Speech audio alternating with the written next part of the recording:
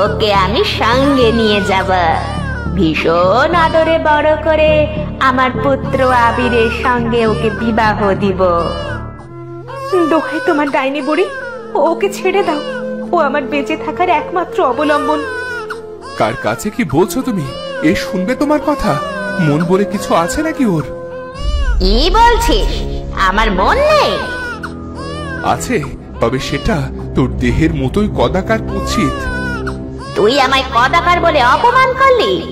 বেশ বেশ, তোর কন্যাকে আমি নিলাম না, তবে অভিশাপ দিয়ে গেলাম।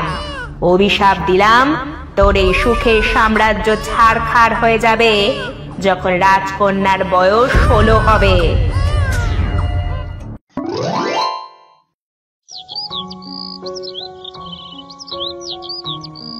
প্রভুর কাছে বহু প্রার্থনার পর নিঃসন্তান রাজা কন্যা সন্তানের পিতা হন। সোনার মতন উজ্জ্বল কন্যার ত্বক, রাজা তাই কন্যার নাম রাখলেন সোনালী। সময় পেরিয়ে যায়, সোনালীর বয়স 18 ছুঁই ছুঁই। আব্বা হুজুর, সুপ্রভাত। সুপ্রভাত। আব্বা হুজুর, আমি একটু মালির বাড়িতে যেতে চাই, অনুগ্রহ করে যদি অনুমতি দিতেন। শোয়ের জন্য পরাণ পড়ছে বুঝি? হ্যাঁ আব্বা হুজুর, মাঝে সে মামা বাড়িতে ছিল, অনেক দিন তাই দেখা হয়নি। দাসীর মুখে শুনলাম আজকেই বাড়ি ফিরেছে, দেখার লোভটা সামলাতে পারছি না। বেশ তো, দেখা করে এসো। শুক্রিয়া। রাজকন্যা চলে যায়, রাজার মুখে হাসি ফুটে ওঠে। দেখতে দেখতে কন্যা আমাদের অনেক বড় হয়ে গেছে। বড় তো হচ্ছে মহারাজ, কিন্তু তার সঙ্গে যে চিন্তায় আমার ঘুমও হারাম হয়ে গেছে। চিন্তা? কিসের চিন্তা? আপনি ডাইনির কথাটা ভুলে গেছেন? ডাইনি? ও হ্যাঁ, রাজকন্যা সোনালীর জন্মের পর রাজ্য এক ডাইনির উৎপাতে অতিষ্ঠ হয়ে গিয়েছিল। তুমি তার কথা বলছো? হ্যাঁ, আমার তো এখনো সেই দিনটার কথা মনে পড়লে গা শিউরে ওঠে। দেখি তো রাজকন্যাকে। ও মা, কি সুন্দর! আমার তো এই কন্যাকেই লাগবে। ডাইনি, এটা করো না, ছেড়ে দাও, ওকে দোলনায় রেখে দাও। বললেই হলো, ওকে আমি সঙ্গে নিয়ে যাব, ভীষণ আদরে বড় করে আমার পুত্র আবিরের সঙ্গে ওকে বিবাহ দিব। দোহাই তোমার ডাইনি বুড়ি, ওকে ছেড়ে দাও। ও আমার বেঁচে থাকার একমাত্র অবলম্বন। কার কাছে কি বলছো তুমি? এ শুনবে তোমার কথা? মন বলে কিছু আছে নাকি ওর? কি বলছিস? আমার মন নেই? আছে, তবে সেটা তোর দেহের মতোই কদাকার কুৎসিত। তুই আমায় কদাকার বলে অপমান করলি? বেশ বেশ, তোর কন্যাকে আমি নিলাম না, তবে অভিশাপ দিয়ে গেলাম। অভিশাপ দিলাম, তোর এই সুখের সাম্রাজ্য ছাড়খাড় হয়ে যাবে যখন রাজকন্যার বয়স 16 হবে। ডাইনি যা বলেছে তা যদি সত্যি হয়, তাহলে যে এখনই শেষ সময়। আর তো মাত্র 2 দিন, তারপরেই রাজকন্যা 16তে পা রাখবে। তোমার কি মনে হয় ও কি সত্যি সত্যি অভিশাপ দিয়েছিল? শোনো, শকুনের দোয়ায় গরু মার না। তখনই সেখানে ডাইনি দৃশ্যমান হয়। শকুনের দোয়ায় গরু যদি নাই মরতো, তাহলে যে শকুন সব না খেয়ে মরতো মহারাজ, অথচ শকুনেরা সব বেঁচে আছে। তুমি? এদিকে রাজকন্যা সোনালী হাজির হয় মালির বাড়িতে। সই সই, বাড়ি আছিস? হ্যাঁ রে, বাড়ি আছি। কেমন আছিস তুই? আলহামদুলিল্লাহ, ভালোই আছি। তুই ভালো আছিস? কতদিন কথা হয় না আমাদের। ওই আর কি, চলছে। চলছে মানে? কি হয়েছে তোর? আরে কিছু হয়নি, ঘুরতে যাবো, চল। ঠিক আছে, চল।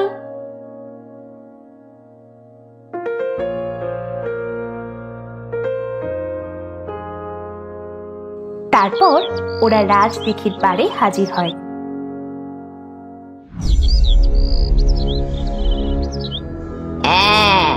ভয় পেয়ে গেলেন নাকি?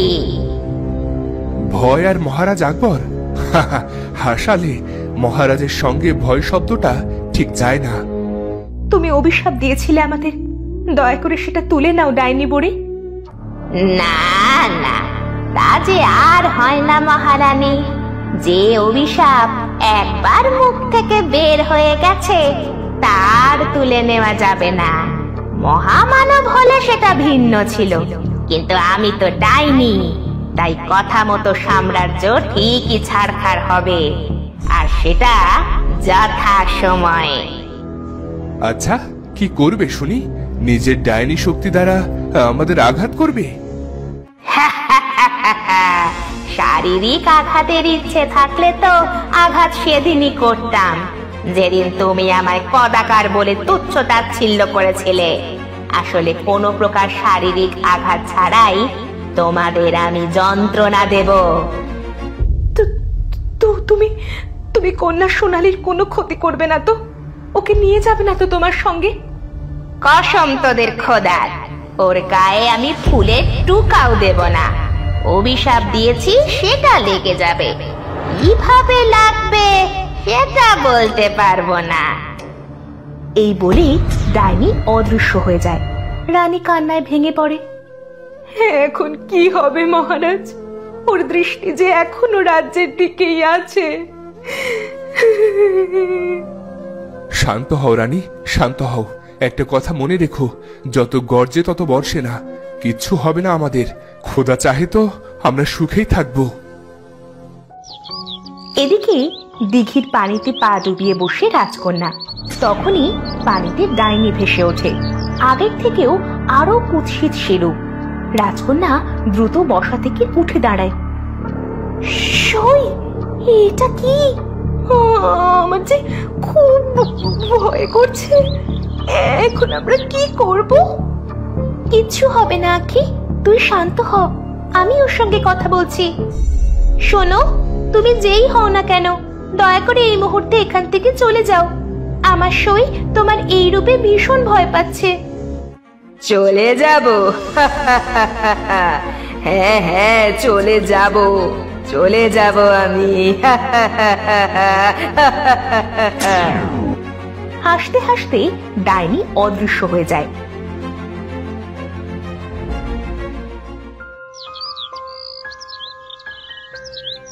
সেদিন ডাইনির সামনে রাজকন্যা স্থির থাকলেও ভেতর থেকে একটা আতঙ্ক তাকে ঘিরে ধরেছিল।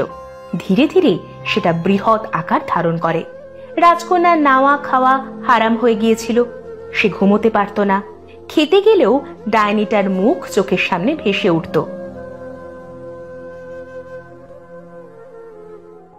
সোনালি মা আমার, রাতে তোমার জন্য কি বানাবো? খাবার আপনি বানাবেন আম্মি জান? হ্যাঁ, তোমার মুখে তো রুচি নেই, ভাবছি রান্নার হাত বদল হলে যদি তুমি কিছু খেতে পারো। সম্ভব হলে পায়েস করুন, গত কয়েকদিন ধরেই আমার পায়েস খেতে ইচ্ছে করছে। ঠিক আছে, তুমি বিশ্রাম নাও।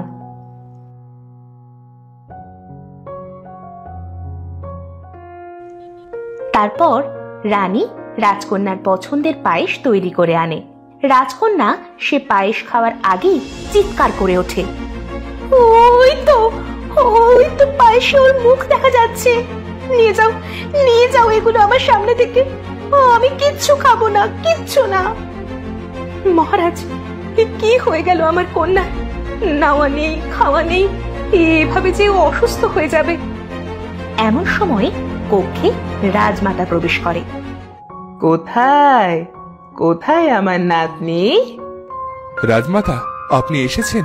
দেখুন না, আপনি সফরে যাওয়ার পর সব কেমন এলোমেলো হয়ে গেছে। রাজকন্যা সোনালী আজ অনেকদিন ধরে শয্যাশায়ী।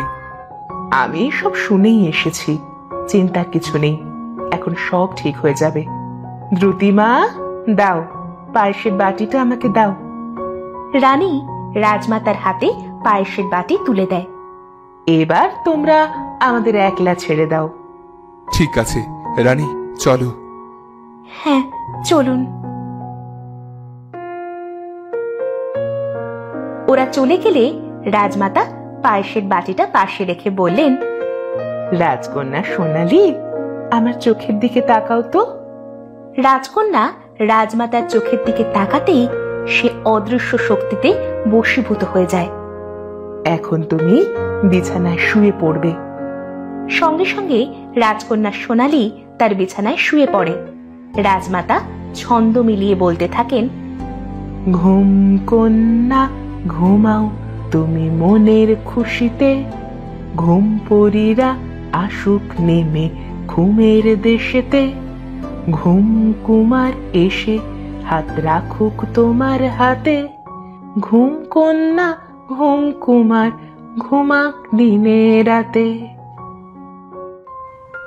এদিকে রাজা রানী রাজসভায় গিয়ে বসে।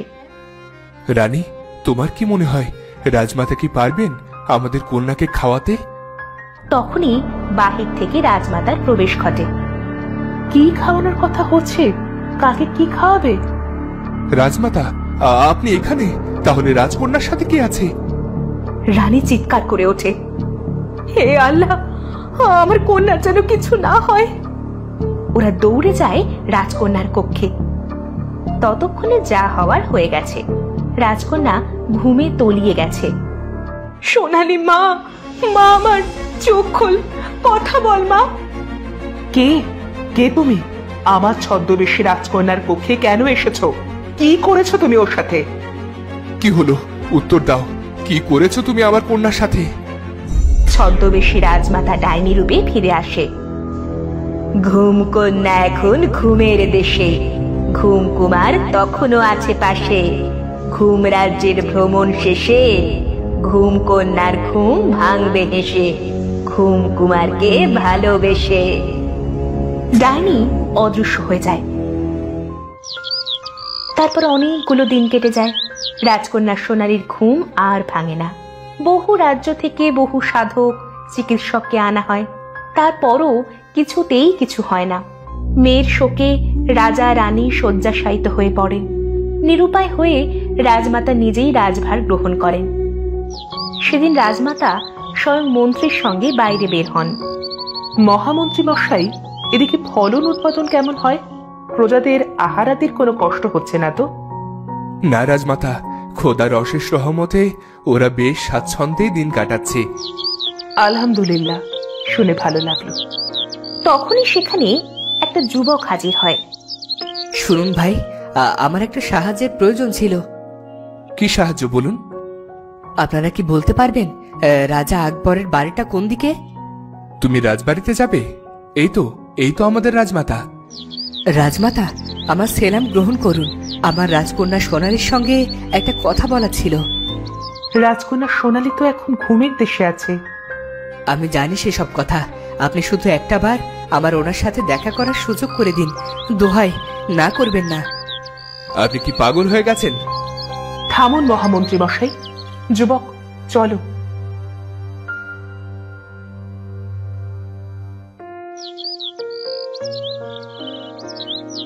তারপর রাজমাতা যুবককে নিয়ে রাজকন্যার কক্ষে হাজির হয়। যুবকটি ফল কাঁটার ছুরি নিয়ে হাতের রগ কাটতে যায়। মন্ত্রী ধমকে ওঠে, এসব আপনি কি করছেন রাজমাতা? দেখুন দেখুন, রাস্তার উন্মাদকে আশকারা দেয়া ঠিক না। উন্মাদই বটে, তবে রাস্তার নয়, রাজকন্যার। এই বলে যুবকটি তার হাত কেটে ফেলে, আর সেই রক্ত রাজকন্যার শরীর স্পর্শ করে। রাজকন্যার ঘুম ভেঙে যায়। রাজমাতা, আপনারা এখানে?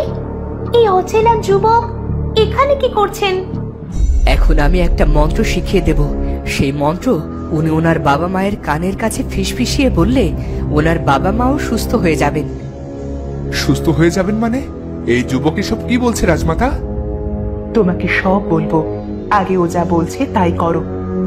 তারপর যুবকের থেকে রাজকন্যা একটা গোপন মন্ত্র শিখে নিয়ে সেটা রাজা রানীর কানে কানে বলে। সঙ্গে সঙ্গে ওনারা সুস্থ হয়ে ওঠেন। যাক, আল্লাহর অশেষ দয়া যে তোমরা সুস্থ হয়ে গেছো। আব্বা হুজুর, আমার একটা ইচ্ছে ছিল। বলো কন্যা। আব্বা হুজুর, আজ যা হয়েছে সব প্রভুর দয়ায়। আমার বিশ্বাস প্রভুই উনাকে আমাদের কাছে পাঠিয়েছেন। আমি চাই যার উশিলায় আমার জীবন ফিরে এসেছে, উনি যেন সারা জীবন সেভাবেই আমার পাশে থাকেন। আমি ওনাকে জীবন সঙ্গী করতে চাই আব্বা হুজুর। এ তো অতি উত্তম প্রস্তাব। না। না কেন? রাজকন্যাকে তোমার পছন্দ নয়? যুবকটি নীরব থাকে। রাজকন্যা কান্না লুকিয়ে বলে, যা কিছু সুন্দর তা দূর থেকে দেখাই ভালো। সমস্যা নেই, আল্লাহ আপনার মঙ্গল করুন। তারপর এক সমুদ্র দুঃখ বুকে নিয়ে যুবকটি সেখান থেকে চলে যেতে যেতে মনে মনে ভাবে, খোদা তোমার মঙ্গল করুক রাজকন্যা। আসলে তুমি যা ভাবছো আমি তা নই। আমার শরীর একই সঙ্গে ডাইনি এবং মানুষের রক্ত বইছে। তাছাড়া যে ডাইনির কারণে আজ তোমাদের এই দশা, তার পুত্রকে নিশ্চয়ই তুমি জীবন সঙ্গী করবে না। তাই আমার ভালোবাসা দূর আকাশের চাঁদ হয়ে দূরেই থাকুক।